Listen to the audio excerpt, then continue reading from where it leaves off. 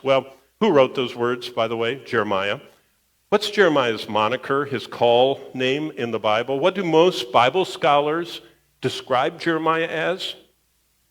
Yeah, let's all say it together. You're in class. I'm giving you a quiz. What's the description most Bible scholars give for Jeremiah? He's the what?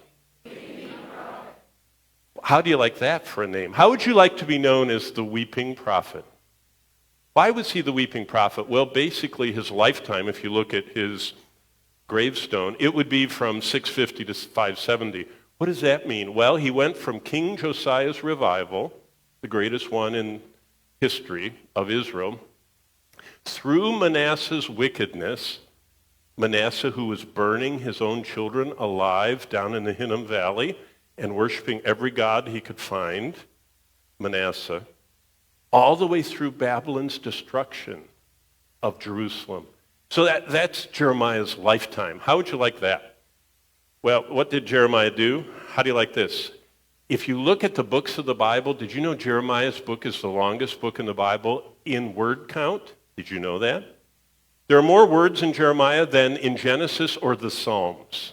He wrote the longest book of the Bible in words. It has, 33,002 Hebrew words. So Jeremiah wrote the longest book in the Bible, period. Okay? Jeremiah was a man who lived through the worst of God's people's history in the Old Testament. Now listen, Jeremiah's life testifies that the pathway to supernatural joy really works. How do I know that? Well, let me just summarize his life for you. Remember, this is context. Whenever you read Jeremiah 15:16, it sounds great, but does it work? You know? Did it work? Well, did it work in Jeremiah's life? Well, Jeremiah's troubles came in a series of overwhelming waves. And when I teach the book of Jeremiah, this is what I tell the students. So I'm giving you the whole course in 5 minutes. Here it is. From an earthly perspective, Jeremiah's life was a failure. If you were doing his Wikipedia article, or if you were doing a quick interview, to do a little something online on him, during his lifetime as God's prophet, he watched the decay of God's chosen people of promise, the destruction of Jerusalem, and the deportation of the people to the nation of Babylon. So he was sent to have them turn from their sin. They wouldn't turn from their sin, and he witnessed the destruction of God's people. So it's kind of like he presided over the destruction of Israel, of God's chosen people of promise. If you've been trying to support him, how would you like this? He preached for 40 years and saw no visible results among those he served. How would you like to send your prayer letters out to your supporting churches for 40 years and never have one convert? I think they might stop supporting you and find someone that was a little perkier, or wrote better letters. That was Jeremiah's life. As far as we know, he didn't have any visible response to his ministry. No converts. Instead, his countrymen he warned for God sought to kill him. That's Jeremiah 11. He had no converts to show for a lifetime. We've just been watching 50 years of history here. And God blessed it. But God did not bless Jeremiah's ministry with converts. It doesn't end there. He had no one to find joy and comfort with. Do you know what it says in chapter 12? God said, you're never going to get married, Jeremiah. Did you know that actually says that? He says, you are never going to have anyone that you can come home to. You're going to come to a dark apartment or house in Jerusalem. You're going to come to a place where you have to start from scratch the food. No one left a light for you. No one is shouldering the burden with you. You're going to be alone your whole life because I want you to be a picture for me. And that's what Jeremiah was. He never had the joy of a godly home because God never allowed him to marry. He told him he wouldn't ever be married. Thus, he suffered incredible, agonizing loneliness. You read from chapter 12 to 16, it's really sad. He lived under constant threat of death. People were plotting against him. In fact, you all know the one where they dropped him in the mud pit in the city of David, and he was up to his armpits in mud. He was only out from his chest upward, and he was sinking in. And if it hadn't been for this one fella that threw him some old rags to put under his arms and to kind of pull him up, he would have gone down into the mud and suffocated. He lived with the physical pain of being beaten severely, bound in wooden stocks. Kind of sounds like Paul, doesn't it, in Philippi. He had emotional pain. His friends spied on him. They deceitfully and for revenge. He was consumed with sorrow. He says that in chapter 20. He even cursed, kind of like Job, the day he was born. By the way, unlike most American movies, it doesn't have a happy ending. His life ended with no relief. He was falsely accused of being a traitor. He was arrested. He was beaten. He was thrown in dungeon. He was starved many days. And if that Ethiopian Gentile hadn't interceded, he would have died. Wow, that's a long book, and it's really a dark book, too. So what did he write? Well, he wrote, now, if you're in Jeremiah, do you know what the next book is? What's the book after Jeremiah? Lamentations. That's the weeping part. So you want to turn there? I want to show you something. The book of Lamentations, and if I was teaching the book of Lamentations, I would tell you that it's a series of 7 22-verse poems.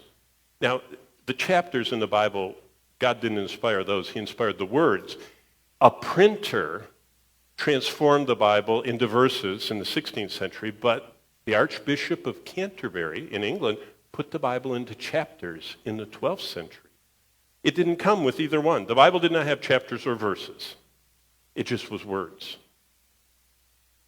So when it was inspired, Lamentations was actually 7 22-verse poems.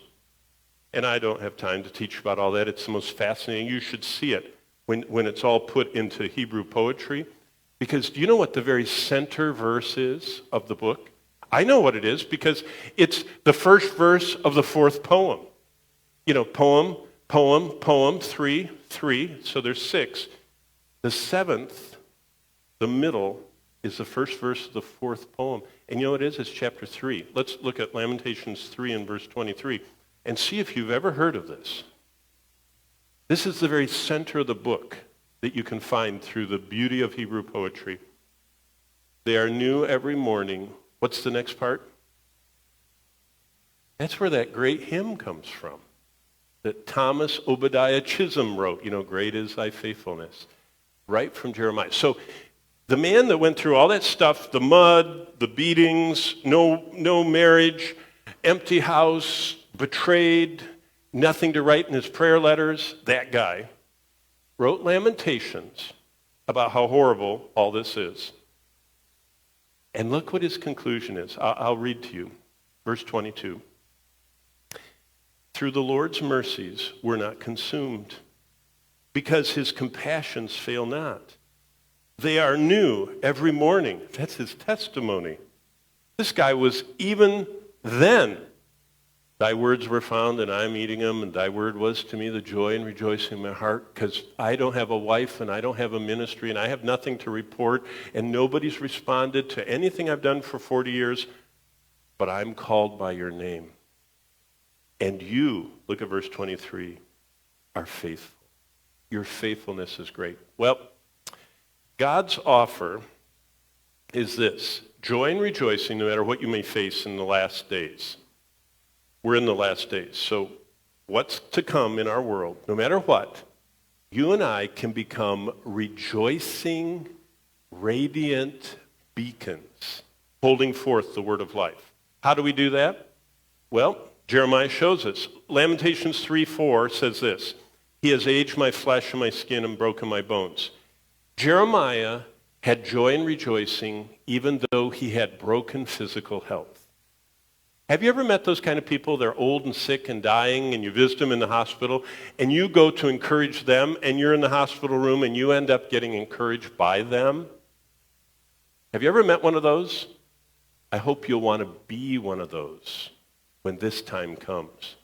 That's the power of devotion, meditation, of transformation, and of identification. Jeremiah 15:16. That's the power of it. It can make us these kind of people. Here's another one. Look what Jeremiah said worked. verse 8 of chapter 3. Even when I cry and shout, he shuts out my prayer. You know what Jeremiah said? He said, I feel out of touch. I feel distant from God. I feel left behind in life. That's his testimony, verse 8. And yet, he kept going. You see, God hasn't promised skies always blue and flower-strewn pathways all our life through. God just promised he would be faithful today to give us all we need to rejoice. Doing what we were called to do, holding forth the gospel of Christ. Here's another one that worked. Lamentations 3:9. He's blocked my ways and hewn stone, made my paths crooked. Did you know that Jeremiah was frustrated and confused? He wanted to serve the Lord, and he was the son of a priestly family. He was called by God from birth as a prophet, and it seemed like it didn't work out, humanly speaking. Yet God used him to write the longest book of the Bible, and to write one of the most well-known verses in the Bible, "Great is thy faithfulness." He also used him to write down the secret for us to have a life of joy and rejoicing, which I've read to you over and over again. Well, let's